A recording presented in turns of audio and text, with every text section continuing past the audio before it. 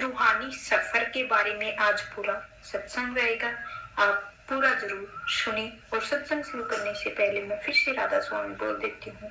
जी राधा स्वामी जी, जी राधा स्वामी जी, जी राधा स्वामी जी।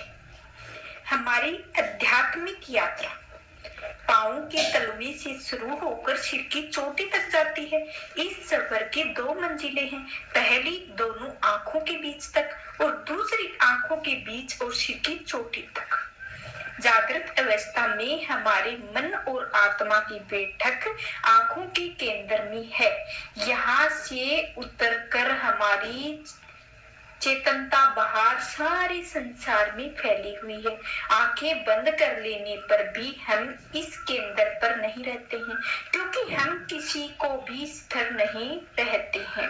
हम अपने आप को सांसारिक इच्छाओं तथा कारोबार के विषय में या फिर संबंधियों और रोज के कामकाज के बारे में सोचते हुए पाते हैं। जिसके विषय में हम सोचते हैं उनकी शक्ल या आकृति भी हमारे सामने आ जाती है।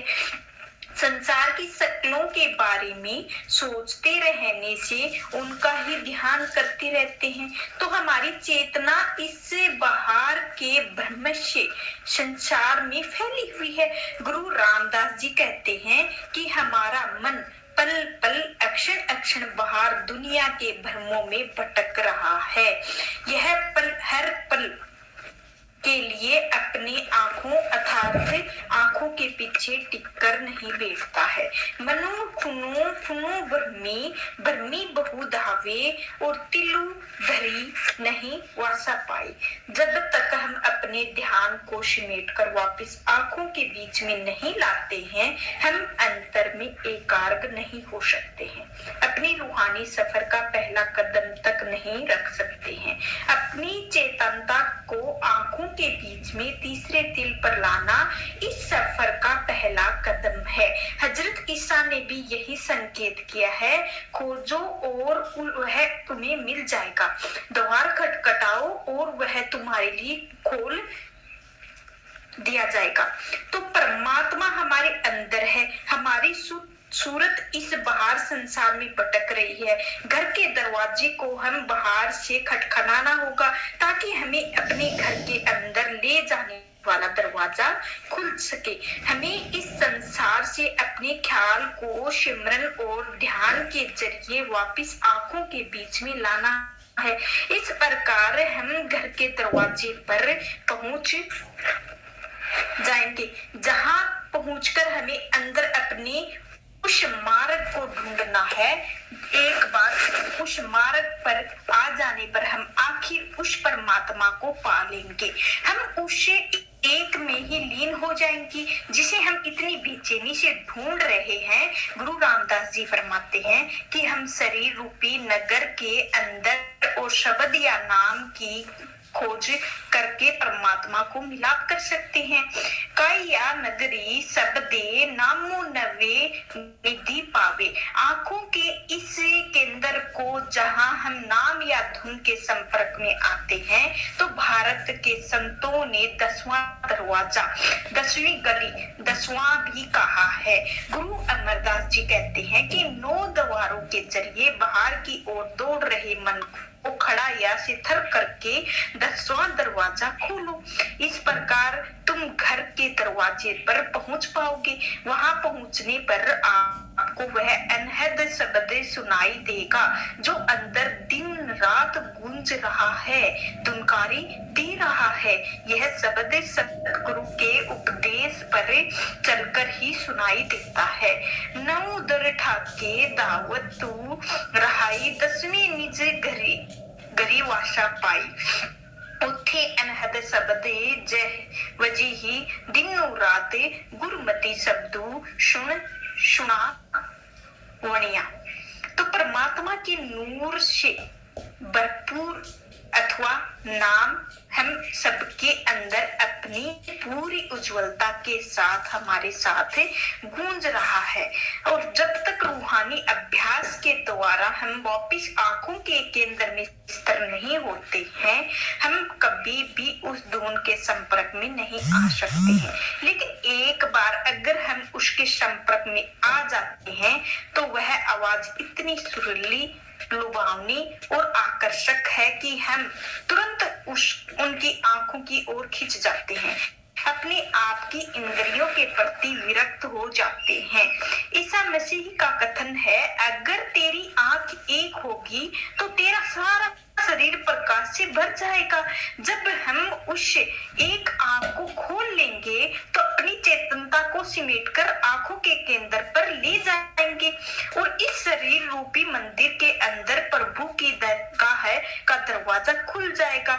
जब हम उस प्रकाश को देखकर उस शब्द धुन को सुन सकेंगे, उस प्रभु को इन बाहरी आंखों के द्वारा नहीं, आंतरिक रूहानी नेत्र के द्वारा देखा जा सकता है।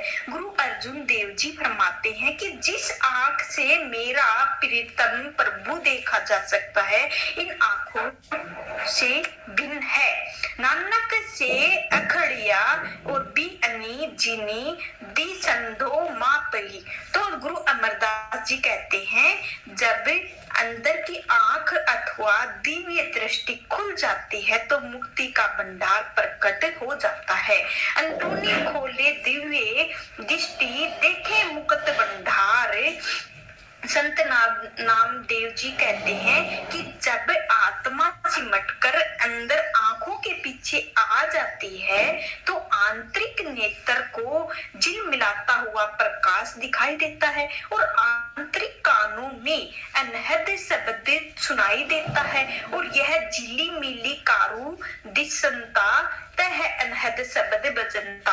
तो उस प्रकाश तथा शब्द की सहायता से हम अपने घर की दिशा को निश्चित कर लेते हैं, घर की ओर ले जाने वाले रास्ते पर चलने लगते हैं। उस प्रकाश को देखकर और उस शब्द को सुनकर ही हम अपने पिछले किए हुए पापों का प्रायश्चित करने का योग्य बनते हैं। इस प्रकार आत्मा को मन के जाल से मुक्ति कर लेते हैं। केवल तभी आत्मा एक बार फिर पूर्णता को प्राप्त करके और अपने आदि तथा असली प्रकाश में जगमगा सकती है। केवल तभी ही हम उस परमात्मा परम पिता के स्तर तक पहुंचे के परम आनंद का चीर शांति के सागर में लीन हो सकते हैं।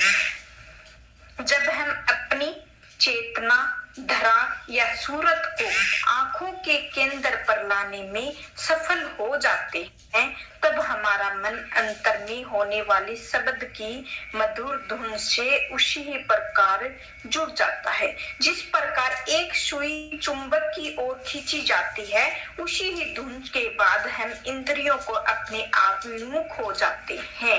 इस समय हमारे मन का झुकाव नीचे इंद्रियों और भोगों की ओर है। इंद्रियां हमारे मन को सदैव अपने स्तर में गिरावट की ओर खींचती रहती हैं, लेकिन जब हम हमारा मन वापस आंखों के केंद्र में स्थिर करने के लिए सफल हो जाते हैं तो इसे अपने अंदर शब्द या नाम के साथ जोड़ लेते हैं। तो शब्द के प्रति लगाओ आप अपने अंदर संसार के और अपरामता या विरक्त पैदा कर देते हैं। तब जप तप काया कलेश संयम आदि के द्वारा मन की इंद्रियों से भोगों से हमेशा के लिए अलग कर सकना असंभव है, क्योंकि अनासक्त किसी से भी आसक्ति पैदा नहीं कर सकती है। केवल आसक्त ही हमारे अंदर अनासक्त पैदा कर सकती है। जब हमारा मन अंदर में उस दिव्य संगीत में जुड़ जाता है, उसके अंदर के प्रकाश को देखता है, तो उसके प्रति लगाव या आसक्त अपने आप मन में इंद्रियों के भोगों के प्रति अनासक्त पैदा कर देती है, मन को उनसे मुक्ति कर देती है।